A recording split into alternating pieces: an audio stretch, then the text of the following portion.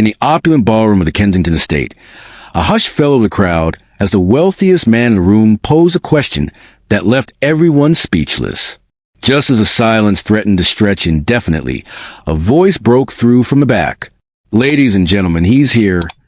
The words slipped from the lips of a young woman named Emily, a server who'd been quietly navigating the sea of glimmering gowns and tailored suits. In that moment, the atmosphere shifted and all eyes turned toward the grand entrance. Standing in the doorway was a man who commanded attention without uttering a single word.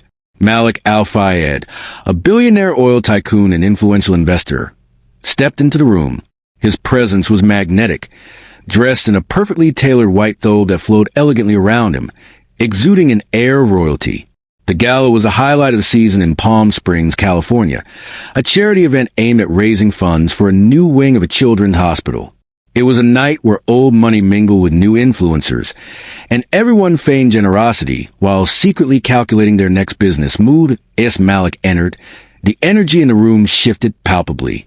Men adjusted their ties and women smoothed their gowns, suddenly aware that their fortune seemed insignificant in his presence. He didn't offer a polite nod or shake hands. Instead, he turned to his entourage of stern-faced men clad in dark suits and spoke in Arabic, his tone calm yet commanding.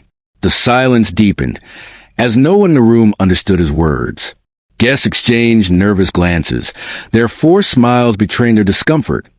The chairman of the charity board, a flustered man named Richard Thompson, approached Malik, his face flushed. "Ah, Mr. Al-Fayed, welcome. We're honored to have you here." He extended his hand, but Malik didn't take it. Instead, he continued speaking in Arabic, his gaze fixed on Richard, who froze under the weight of Malik's expectation. Sweat began to bead on Richard's forehead as whispers rippled through the crowd. "Does anyone speak Arabic?" he blurted out, desperately trying to regain control. Phones discreetly emerged from pockets as guests began to Google phrases under the tablecloth, pretending to check messages while their anxiety mounted. Amidst the chaos, Emily, who had been quietly serving drinks, caught Malik's words. She had spent years honing her Arabic skills, not for a gala like this, but for reasons buried deep in her past. Her heart raced as she realized he was questioning the whereabouts of the donation funds and the delays in the hospital project. She hesitated, knowing she shouldn't get involved. This wasn't her world, but something stirred within her. As Richard stammered again, his voice rising in pitch, Emily set down her tray and stepped forward. The room, once a symphony of wealth and charm, fell silent as she spoke. "Excuse me." Heads turned and the tension in the air thickened. "Who is she?" someone whispered. Emily stood tall, her voice steady as she addressed Malik in flawless Arabic. "You're asking about the fund, correct?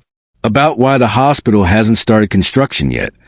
Malik's brows lifted slightly, a flicker of surprise crossing his face. He responded in Arabic, his voice carrying a weight that made even the chandeliers seem to bow. "Yes, that's correct. Can you explain?" The room froze, the gravity of the moment palpable. Emily felt the eyes of the crowd on her, their curiosity mixed with disbelief. Richard, desperate to regain control, stuttered, "Miss, we'll handle this from here." But Emily didn't back down. She turned to Malik, translating Richard's flimsy excuses into Arabic, her tone neutral despite the bitterness of the words. "He says there have been delays, but everything is under control." Malik's expression darkened and he asked, "Is he telling the truth?" Emily hesitated, the weight of the moment pressing down on her. She could lie, keep her head down, but something inside her urged her to speak the truth. "No," she said simply. The word hung in the air, heavy and defiant. Gasps echoed through the room as Richard's face turned a shade of crimson. What did you just say?" he sputtered, panic creeping into his voice. Emily met Malik's gaze, her heart pounding. "I told him the truth. Everything is not under control." The crowd shifted, some intrigued, others embarrassed. Malik's eyes remained locked on Emily, his interest piqued. "Why do you say that?" he asked, his voice low and steady. "Because I overheard them in the kitchen. The project hasn't even started. The money is missing or spent elsewhere." The room erupted in whispers, eyes darting toward Richard, who was now visibly sweating. This is outrageous. She's a server. She doesn't know what she's talking about.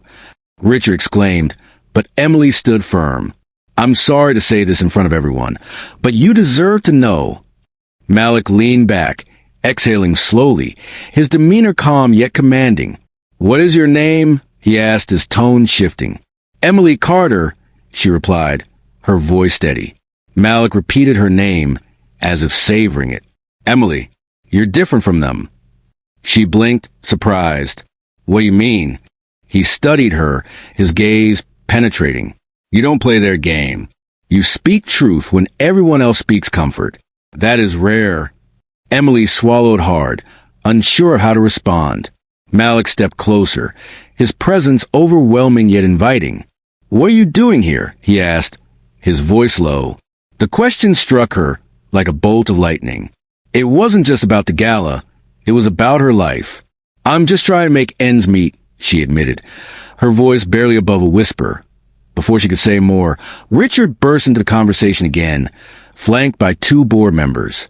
Sir, we need to resolve this privately, away from staff. The way he said staff made Emily's stomach churn, but Malik ignored him, his focus solely on her. Think carefully, he murmured in Arabic. Small decisions make the biggest difference. Emily's heart raced. She knew this was a pivotal moment. Malik's gaze was unwavering, and she felt the weight of his words. What do you want? He asked, his voice steady. Do you want to keep serving plates in rooms full of people who never see you? Or do you want something more? The question hung in the air, heavy with possibility. Emily thought about her life, the bills, the struggles, the dreams she had buried.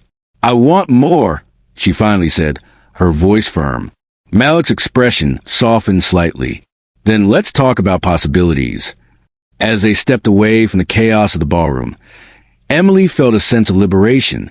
Malik led her to a quiet terrace overlooking the twinkling lights of Palm Springs. The night air was cool, and for the first time, she felt a sense of hope. I want you to come work for me, he said, his voice low and sincere. Not as staff, but as an advisor. Someone I can trust. Emily's breath caught in her throat. An advisor? She echoed, disbelief flooding her senses. Malik nodded. You have a sharp mind, and you speak Arabic better than most diplomats. That's valuable. Her heart raced at the prospect. But why me? She asked, her voice trembling. Because you see the truth when others don't.